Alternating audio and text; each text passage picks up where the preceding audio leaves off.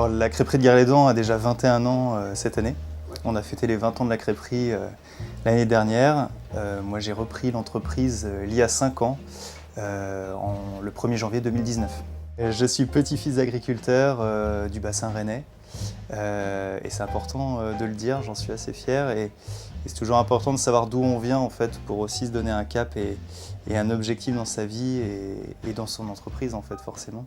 Alors vous savez, le mot usine, nous c'est pas bien de le dire, mais c'est presque un gros mot. Voilà, nous on parle d'un atelier de fabrication. On est à la croisée des chemins, on renie pas ce qu'on a fait de l'entreprise, du développement. On a automatisé aussi beaucoup de tâches par des machines pour apporter du confort aussi dans les postes de travail des collaborateurs, ça c'est important. Par contre, on garde toujours cet ADN d'artisan sur les recettes, sur l'innovation. On va être capable de faire des petites séries, d'aller chercher des produits qui vont être juste dans des niches.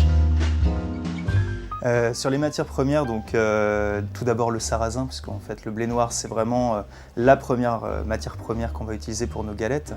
On a une filière en Centre-Bretagne qu'on a créée depuis cette année avec 25 agriculteurs, ça va représenter 150 hectares de sarrasin autour de Gare-les-Dents.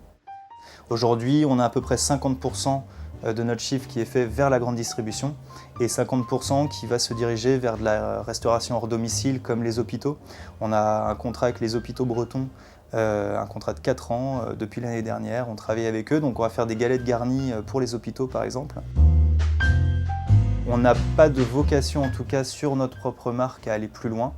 Par contre, sur d'autres marques, pourquoi pas aller au national et même à l'international, en ayant investi dans un surgélateur, on pourra aller chercher dans les années à venir peut-être de l'export vers d'autres pays qui seront intéressés par notre innovation, nos produits de qualité et puis les valeurs qu'on essaye de porter.